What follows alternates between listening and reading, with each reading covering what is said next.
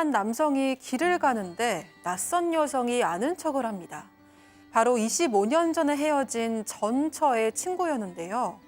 간단하게 인사를 주고받고 지나가려는 찰나 여성이 폭탄 발언을 날립니다. 남성은 망치로 머리를 한 대 맞은 듯 큰 충격을 받는데요. 약 30년 동안 숨긴 전처의 비밀은 뭐였을까요?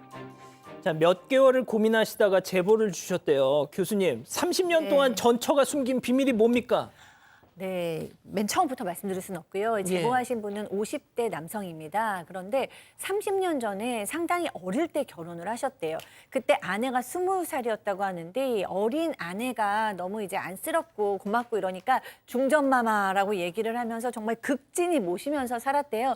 근데 이분이 20대 초반에 아주 운이 좋아서 그랬는지 본인 얘기지만 운이 좋아서 그랬는지 사업에 크게 이제 성공을 했다고 합니다. 그래서 1년에 5억 이상을 벌었대요. 근데 30년 전에 인력에 5억이면 지금으로서는 훨씬 더 많이 버는 거잖아요. 그래서 굉장히 수입이 좋았던 상황이에요. 그래서 이제 아내한테도 좀 이렇게 힘을 불어넣어주고 싶고 그래서 처남들 대학 등록금도 내주고 원룸비도 내주고 용돈도 주고요. 또 심지어 처갓집에 집도 사주었다고 합니다. 그런데 어느 날 아내가 나도 아르바이트 하면서 돈을 좀 벌래라고 얘기를 했어요.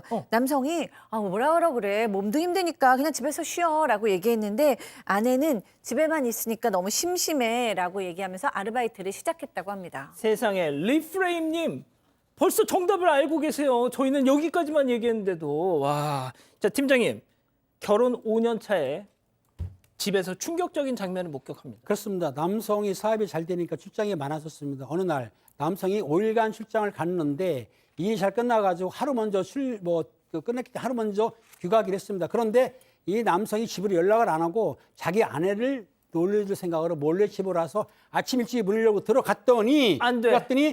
부부의 침실에 웬 낯선 남성하고 아내가 쿨쿨 자고 있는 걸 발견을 했습니다. 이거 황당한 일이죠. 그리고 다른 방을 또 열어봤더니 그곳에는 3살 된 아들이 배변이 든 기저귀를 찬 채 방치돼 있었고 누워가지고 눈이 붕 뜨고 잠이 자고 있었다는 것이란 겁니다. 그러니까 아내가 바람을 피운 남성 같은 경우에는 아내가 식당에서 일하는 남성 아르바이트생하고 바람을 피웠던 것이죠. 그리고 뿐만 아니라 아마 전에도 가게 문을 닫고 아내가 술 마시는 걸 봤는데 남성이 이거 뭐야 물어봤더니 뭐라고 했냐면 아니야 단순히 직장 동료야. 이렇게 해서 그때는 위기를 모면했는데 그 남성하고 남편이 출장한 사이에 이렇게 불륜을 하였던 것이죠. 자, 그런데 이게 25년 전이어서 그때는 간통죄가 있었습니다.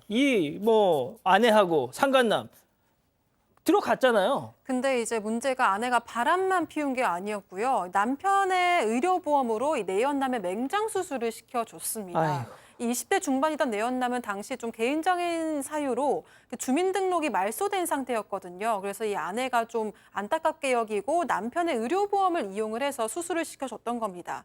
그런데 제보자인 남성은 결국 이 아내 간통죄를 고소를 취하를 했는데요.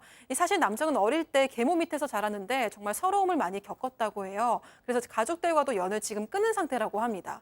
그래도 아내가 친모다 보니까 좀 아들을 잘 키워줄 거라는 생각에 아내를 차마 이렇게 옥살이를 시킬 수는 없었던 거죠. 그래서 남성은 아내에게 양육권부터 친권을 넘겨주면서 당시 살고 있던 집도 주고 앞으로 월세를 받으면서 살라고 또 다른 집도 사줬습니다. 남들이 들으면 좀 바보라고 손가락질하겠지만 이 남성은 그래도 하나뿐인 아들을 위한 선택이다 이렇게 생각하면서 좀 다독였다고 합니다.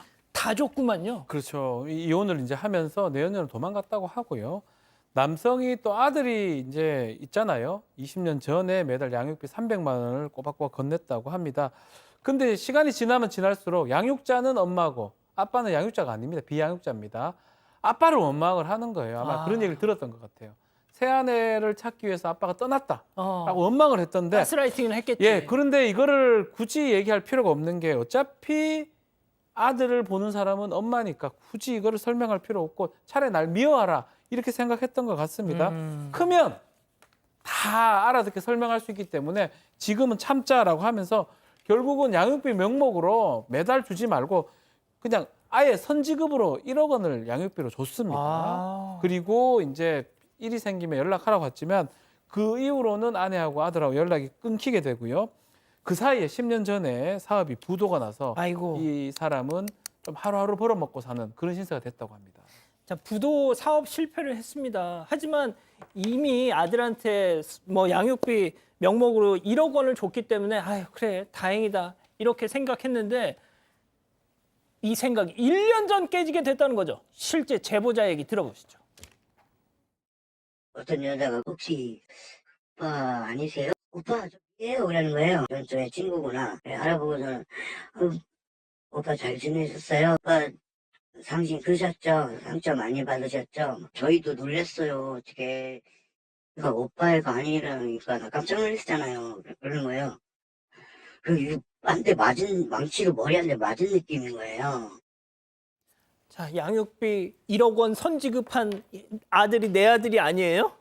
네, 이 남성은 지금은 좀 일용직 노동을 하면서 여러 지역을 돌아다니면서 살고 있는데요. 그런데 길거리에서 전처의 친구가 먼저 알아보고 이 말을 건넸습니다. 근데 상심이 크시죠? 많이 상처받았겠어요. 이러면서 저도 은배가 오빠 아들 아니라고 해서 깜짝 놀랐어요. 이런 말을 한 거예요.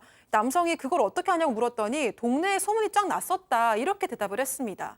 이 남성이 처가 식구들한테도 좀 확인을 하려고 연락했는데 닿지 않았고요. 너무 답답해서 고향까지 내려갔습니다. 그런데 그곳에서도 이 전처의 친한 친구를 만났는데 오히려 모르셨냐고 되물은 거예요. 은배는 다른 남자아이고 지금 전처는 이 은배 생부랑 다시 만나는 것 같다. 이런 이야기를 들었다고 합니다. 자, 저희가 이제 뭐 예를 들자고 은배 팀장님 뭐 이름을 그냥 약간 좀 빌려 썼는데, 자, 박 변호사님, 예. 그럼 누구예요? 자, 그 사람이 그때 그 아르바이트생은 아니고요. 이 전처의 첫사랑이었던 사람하고 그 사람이 친아버지로 했고 그 아들을 낳았는데 아마 돌이켜 보니까 뭐 부부관계 별로 안 했었는데 한 번 정도 했고 그때 임신했다는데 아마 전처가 좀 계략을 알리바이를 예, 짰구나. 왜냐하면 임신할 것 같으니까 아, 그때 한번 이렇게 관계를 했던 걸로 보입니다. 세상에.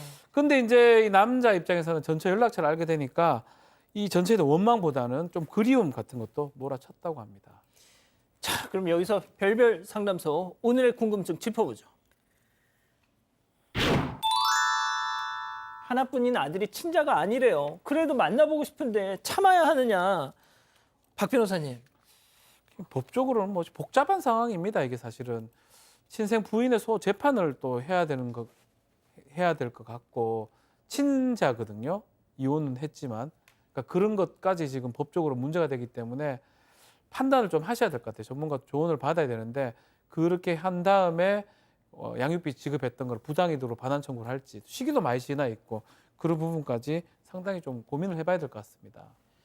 자, 교수님, 저는 참 모르겠어요. 내 아들이 아닌 걸 알게 되는데 그걸 만나고 싶으실까 싶기도 하고 말이죠. 그럼요. 기른 정도 정이고 가슴으로 낳는다고 하잖아요. 내 아들이라고 생각하고 그렇게 예뻐서 모든 것을 다 주고 사실은 이혼을 한 것도 다 아들 때문이죠.